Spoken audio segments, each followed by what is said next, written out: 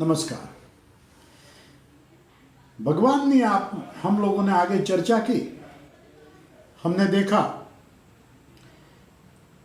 कि भगवान कर्म का जो वर्णन अपनी रीत से बता रहे हैं कि कर्म किस तरीके से कैसे कैसे होता है। यहां कायेन मनसा बुद्ध्या केवलई इंद्रियैरपि। अब एक गजब की बात बताई है भगवान ने। योगी जो है वो शरीर से, मन से, बुद्धि से या तो इंद्रियों से केवल अंतःकरण की शुद्धि के लिए ही अनासक्त होके काम करता रहता है। अब देखो, योगिनः कर्म कुर्वन्ति संगम त्यक्त्वात्म शुद्धये। अब आप बोलेंगे कि भाई सब संतोष है, सब कुछ है, फिर ये चक्कर में क्यों पड़ता है? योगिनः कर्म कुर्वन्ति, तो योगी कर्म इसीलिए करते हैं कि ये कर्म करने से वो जो मन है उसको एक तरीके से एंगेज किया जाता है। कर्म की युक्ति है अनासक्त। यही बात मैंने ध्यान योग में बताई है। मैं जब मेडिटेशन सिखाता हूं, इसमें मैं मेरे स्टूडेंट को यही समझाता हूं, मन जाए तो जाने दे, मत जाने दे शरीर। मतलब कि शरीर को पकड़ के रखने का काम। आप मेडिटेशन ध्यान में जब बैठते हैं तो देखो मन कहां कहां जाता है। एक ध्यान में आप बैठे रहो, मन भटकने लगेगा, ये जाएगा काम पे जाएगा, बिजनेस जाए, सिनेमा देखने की जाए, फलाना जाएगा, फ्रेंड को मिलने जाएगा, उसका शौक होगा, वो चक्कर में चला जाएगा, मन भटकने लगेगा। लेकिन आपने बॉडी इधर उधर नहीं की है। फिर मन का चक्कर देखो। मन की कमाल ये होती है कि मन चलो ऐसा करे, आज भाई थोड़ा जाके वहाँ वो नाश्ता थोड़ा कर ले, लेकिन जैसा खड़ा होना हम सोचे नहीं, हम तो बैठे हैं, हिलेंगे नहीं, बॉडी को पकड़ के रखा है। ऐसे एक ही मुद्रा में हम बैठे, मन तो भटक गया, तो फिर मन बोलेगा कि अभी उठ के ले लो, नहीं अभी तो ध्यान चलता है। अब कमाल की चीज देखो, मन को बॉडी में आना ही पड़ता है, बॉडी के पास काम कराने की मन की चेष्टा रहती है। फिर समझ लो, मन की स्थिति ऐसी है कि हमको पकड़ने जाएगी। तो मेडिटेशन का सबसे बड़ा बेस जो मैं हर एक को समझाता हूं, ये यही है। और ये बेस ये है कि मन का स्वभाव शरीर को पकड़ने का है। लेकिन हमने जो योगी लोग हैं, ऐसे बैठे हैं, जो ध्यान योग कर रहा है ऐसे बैठा हुआ है। मन घूम के गया, फ्रिज के पास गया, खाने गया, तो लेकिन हम खड़े ही नहीं हुए तो मन थक गया। फिर मन वापस आया, फिर मन अंदर ही अंदर आर्ग्यूमेंट करेगा, अबे थोड़ा ध्यान ये एंगल छोड़ के खड़ा होने लेके बैठ जाओ। फिर नहीं, हमने मन का सुना ही नहीं। तो फिर दूसरी मन लालच करेगा, ओह ये आवाज किसका है, देखो वो देखने जाओ। आंख खोल के थोड़ी देर देख लेने में क्या है तकलीफ। यहां मगजमारी मन के साथ डिस्कशन की आती है। तो मेडिटेशन में मैं यही समझाता हूं। तो कुदरत की क्रिया को देखो, हम ऐसे ही बैठे हैं ध्यान में, कुछ नहीं करते, फिर एक चीज अपने आप होती, हम बॉडी को हिलाते नहीं है। एक ही मुद्रा में बैठे पद्मासन करके के कुछ भी करके, तो सांस का अंदर जाना और बाहर जाना आता है, ये चालू है। ये जो नेचुरल सांस आता है उसको गिनना चालू करो। एक, आप जो भी भगवान को मानते हो तो एक अल्लाह, दो अल्लाह, तीन अल्लाह। आप हनुमान को मानते हो, हनुमान बोलो। विष्णु को मानते हो, विष्णवे नमः,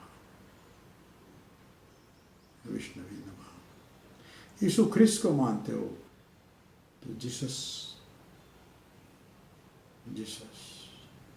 जो कुछ भी बोलो, लेकिन नंबर गिनते रहो, 1 2 3 4 5 गणपति नमः, 6 गण, बॉडी हमने हिलाई नहीं। अब मन को देखो, मन बड़ा बदमाश है, मन इधर उधर घुमाता है,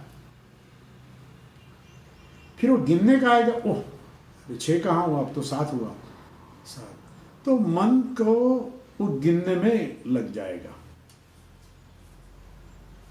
इसीलिए माला है, इसीलिए ये जो बोलते हैं ना ऐसे क्यों फिराते हैं माला, क्यों, और भाई वो उसके मन उसमें लगा रहेगा, दूसरा मन का आया, ये तीसरा, चौथा, ये गिनता है, गिनने में, मैथमेटिक्स, मैथ्स भी समाधि में काम में लग जाता है। मैं कभी कभी सोचता हूँ जो गणित है वो भी बहुत बहुत अद्भुत, उसमें एक श्रेणी व्यवहार आता है, सीरीज का एग्जाम्पल आता है, कमाल की बात है। आप कैलकुलस में चले जाओ, वो A=0 आता है, क्या है, एब्स्ट्रैक्ट अलजेब्रा देखो।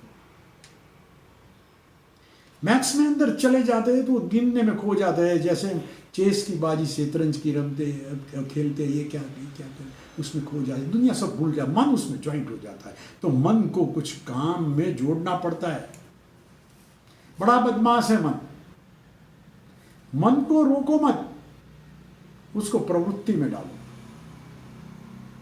इसीलिए यहां बहुत अच्छी बात बताइए कि योगी न कर्म कुर्वन्ति संगम त्यक्त्वात्म शुद्धये, योगी जो काम कर रहे हैं, जो कर्म इसीलिए करते हैं, तो ये जो आत्मशुद्धि के लिए है। मेडिटेशन यूं ही नहीं लगता, मन और बॉडी ये दो जबरदस्त तूफानी अश्व है। तो ये बॉडी को ध्यान, ऐसे एक मुद्रा में बैठे, सांस गिनते रहे, 1 2 3 4, प्रैक्टिस करो, 21 पे जाओ, फिर ऐसे ऐसे कर 108 सांस, नेचुरल सांस गिनो, ट्राई करके देखो, मैं सिखाता हूँ, और मेरी चैनल है, इसमें मैंने बहुत लेक्चर्स भी दिए, ऑनलाइन भी मैं सिखाता हूँ। अब कमाल की चीज देखो, युक्तः कर्म फलम त्यक्त्वा शांति माप्नोति नैष्ठिक हो, कर्मयोगी कर्म फल को छोड़ के मोक्ष रूप नैष्ठिक शांति को पाता है। लेकिन जो योग रहित सकाम पुरुष है, वो कामना करने से फल में आसक्त होके बच जाते हैं। संयमी जो है, संयमी मनुष्य मन से सर्व कामों, सर्व जो कार्य काम है, इसमें अपना जो कर्तापन की भावना है उसका त्याग करके नवद्वार वाला ये जो शरीर रूपी नगर है, इसमें कुछ भी करता या कराता रहता है, लेकिन सुखपूर्वक रहता है। जैसे देखा मैंने आपको एक मेडिटेशन का एग्जाम्पल दिया, परमात्मा प्राणियों, जो प्राणी है उसका कर्तापना, जैसे उसका कर्तापन या कर्म या कर्मों के फल को वो उसमें नहीं पड़ता है। जैसे मैंने आगे बताया, सीख वाली बात बताई, परमात्मा कुछ न करते हुए उत्पन्न होता है, टाइम काल, काल महापुरुष, काल यानी मैंने शिव की बात बताई, महाकाल, हरि, और शिव है वो हर है, हरिहर हरिहर। तो स्वभाव रूप प्रकृति उसमें प्रवृत्त होती है। जो ये काल चल रहा है, टाइम, तो ये दो होने के कारण, जैसे मैंने बताया, अवकाश उत्पन्न हुआ, इसमें इससे वायु हुआ, वायु से घर्षण होने से अग्नि उत्पन्न हुआ, ऐसे ऐसे करके सृष्टि में सब बने, जैसे एटम वेटम सब बनते बनते बनते उससे कोष बने, कोष में वनस्पति कोष बने, प्राणी कोष बने, हम प्राणी बनाए, तो हम उसके एक भाग है। लेकिन ये प्रकृति का रूल्स रेगुलेशन है कि पृथ्वी को ऐसे घूमना है, चंद्र को ऐसे घूमना है, जीवात्माओं को कैसे बनना है, एक कुत्ते का बच्चा है वो उसके कुत्ता बनना है, इसको नाखून बढ़ाना है, तो अपना अपना हिसाब से चल, उसका कोई गिनती है, हम भी उसकी गिनती के भाग हैं। वास्तुशास्त्र में जैसे मैंने आपको बताया, रोग उसका स्थान बताया है, रोग देवता। कुछ रोग हमारे उपयोगी हैं, हम सब जंतु को गाली देते हैं, लेकिन बैक्टीरिया कुछ हमारे यूजफुल है, जैसे दही का आता है, दही बैक्टीरिया का बना है, तो दही हमारे पेट में काम करता है। कुछ बैक्टीरिया काम के, कुछ बैक्टीरिया का काम के नहीं है। हमारे काम के बैक्टीरिया है उसको हम रोग नहीं कहते, और जो बैक्टीरिया हमें नुकसान करता है उसको रोग कहते हैं, और क्या है। लेकिन हमको तकलीफ में दूसरों को काम नहीं होता होगा, इसलिए एक रोग देवता का चक्कर बताया है। पुराने जमाने में आप देखोगे कोई शीतला माता फलाना के देवी का के ऐसे ऐसे पत्थरों की पूजा करते थे। इसके पीछे भावना थी, ये समझ थी। ये समझ के बदले लोग पूजा में उस चक्कर में घुस गए। विभु परमेश्वर किसी का पाप या पुण्य लेता नहीं है। अज्ञानेन वृतम ज्ञानम तेन मोहयंति जंतवाहा, यहां मोह की बात बताई है। ज्ञान तो आपके पास भी है, मेरे पास भी है, ये दुनिया में सबके पास। ऐसा मत मानना कि दूसरे लोग ज्ञानी नहीं है, ज्ञान है, लेकिन ज्ञान के ऊपर अज्ञान ढका हुआ है। अज्ञान ढका हुआ है, इसीलिए ये समझ नहीं पाता है। और कमाल की चीज़ देखो, मैं इतना बड़ा ज्ञान की बात करता हूँ, लेकिन मुझे कोई आके भाई चाइनीज़ में कुछ पूछे तो मुझे चाइनीज़ लैंग्वेज नहीं आती है। एक बार मैं कंप्यूटर कुछ कर रहा था, उसमें भूल गया, तो एक छोटे बच्चे ने मुझे बताया, नहीं नहीं अंकल ऐसा ऐसा ऐसा करो, आ जाए, तो बता गया। तो मेरे से वो बुद्धिशाली है, लेकिन इस सब्जेक्ट में मेरी बात समझे, मतलब कि आप भी ज्ञानी है, आप ज्ञानवान है, लेकिन ऊपर आवरण लग गया है किसका? अज्ञान का। तो अज्ञानेन वृतम ज्ञानम तेन मोहयन्ति जंतवाहा, हमें मोह होता है, इसका कारण हमारे ज्ञान के ऊपर अज्ञान का कवर लग गया है। जिसको इस अज्ञान जो है उसका आत्मज्ञान के द्वारा नाश हो गया है। जिसका अज्ञान ये जो कवर लगाए आत्मज्ञान के द्वारा नाश हो गया है, उसका ज्ञान, ये ज्ञान सूर्य के माफिक परब्रह्म को प्रकाशित कर देता है। अभी ऐसे ऐसे वाक्य होते हैं, कुछ लोग समझते नहीं प्रकाशित करता है या नहीं। जैसे मानो कि मुझे कुछ रास्ता मालूम नहीं, कुछ नहीं, किसी ने बताया तो मेरे लिए तो प्रकाश हो गया ना, मेरे लिए प्रकाश हो गया। कंप्यूटर का एक एग्जाम्पल था, मुझको मालूम नहीं था, उस लड़के ने सिखाया, तो मेरे लिए तो ज्ञान हो गया ना, ज्ञान का प्रकाश हो। प्रकाश, इस प्रकाश को प्रकाश मत समझो, ज्ञान प्रकाश है, गुण प्रकाश है, शक्ति का प्रकाश है, हर एक का प्रकाश है। गुण का भी प्रकाश होता है। आप गुणवान हैं, आपका प्रकाश नहीं हुआ कुछ नहीं, और प्रकाश होता ही रहता है। लेकिन प्रकाश में कोई पुस्तक पढ़ता है, कोई प्रकाश होता है, कोई दरवाजा बंद कर देता है। ज्ञान का प्रकाश चारों तरफ लहराए। तेरा खिड़की खुली रखो, प्रकाश अपने आप अंदर आएगा। उस ज्ञान में जिसका मन एक रूप है, जिसकी बुद्धि एक रूप है, जिसका शरीर की स्थिति इसमें तन्मय है, और जो परम भाव में उसमें ही स्थिर है, वो पाप रहित होके जन्म मरण से छूट जाते हैं। अब आप सोचते कि जन्म मरण ये क्या है? फिर मैंने आप बताई आपको आत्मा की बात। ये आत्मा तो कहाँ मरने वाला है, ये तो कोष का पिंड लगता है, बिखर जाता है, लगता है, बिखर जाता है। आपको इसका जो टेस्ट करना है ना, थोड़े गेहूं के दाने ले लो, ऐसे रखो, इसको ऐसा ऐसा करके मोर का चित्र बनाओ, फिर बिखेर दो, फिर थोड़े दाने इकट्ठे करके चकली बनाओ, तो चकली बन गई, फिर ऐसे बिखर दो। तो ये अणु का ऐसा ऐसा चक्कर कुछ बनता रहता है अपने अपने हिसाब से। अब इसको आप अवतार कहो तो अवतार करो, जन्म कहो तो जन्म कहो, मृत्यु कहो तो मृत्यु कहो, ये रिदम है। तो ये रिदम क्या है? रिदम चल रही है,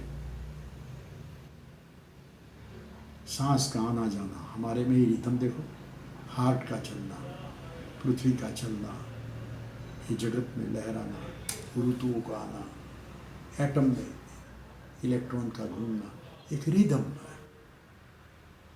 जो रिदम में जीता है वो सुख का अनुभव करता है, जो रिदम में नहीं है उसको अवरोध लगता है, और रिदम में उसको सुख मिलता है या दुख मिलता है, कुछ मिलता है।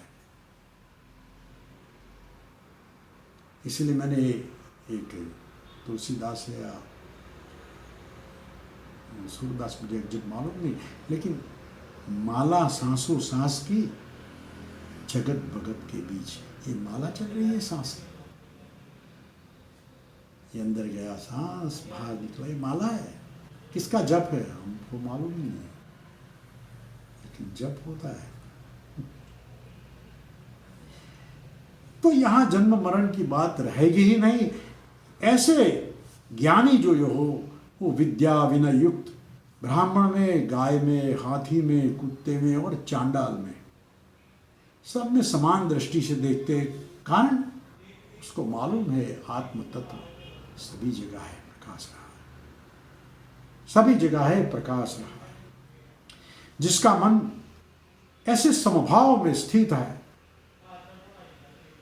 उसने संसार को यहां ही जीत लिया है, क्योंकि ब्रह्म निर्दोष और समान है।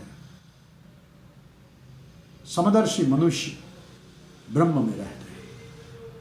स्थिर बुद्धि वाला, मोह रहित और ब्रह्म में रहे हुए ब्रह्म ज्ञानी, प्रिय चीज आती है उसको पाकर, उसको ऐसा हर्ष नहीं होता है, न अप्रिय चीज हो से उद्वेग होता है। सवाल क्या होता है कि हर्ष और उद्वेग, ये आवेग जो बनते हैं, ये आवेग को मेंटेन करना है।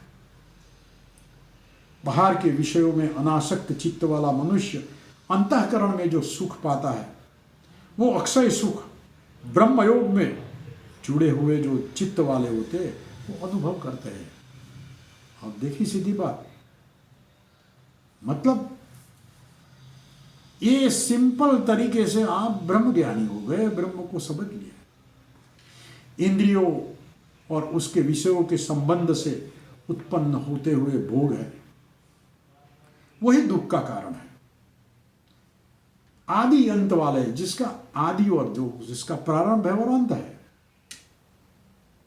हे अर्जुन, ज्ञानी इस चक्कर में पड़ते नहीं है।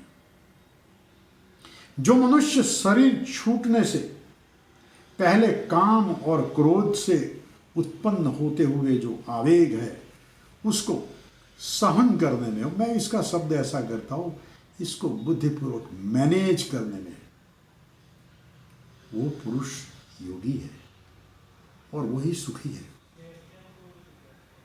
कुछ लोग को थोड़ा कुछ दुख होता है, बहुत आवाज कर देते हैं, कुछ को बहुत होता है, धीरे से उसको मेंटेन करते हैं। ऐसा सुख का भी है।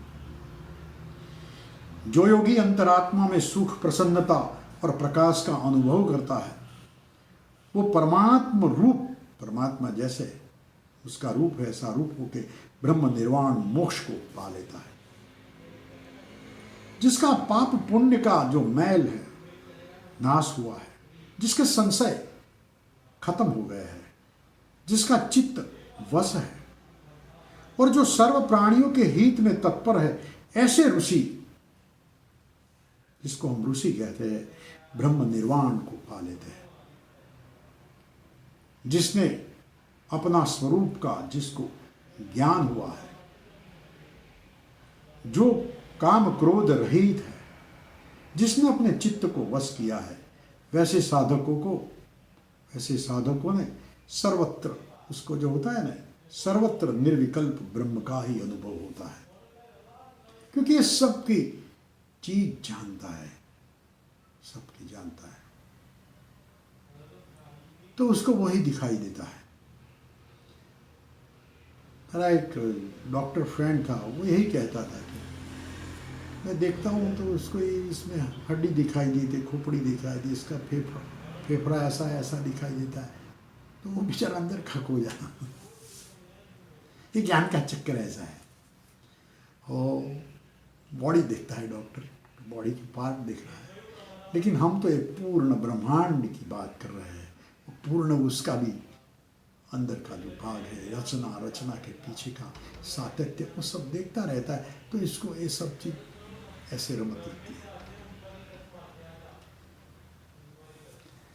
बाहर के भोगों को अंतःकरण में चिंतन किए बिना नासिका के अंदर जो प्राण और अपान समान ये जो वायु है, प्राणाय नमः, अपानाय नमः, व्यानाय नमः, समानाय नमः, उदानाय नमः, ये पंचवायु जो चल रहे हैं, जो इंद्रिय मन और बुद्धि को जिसने वश किया है,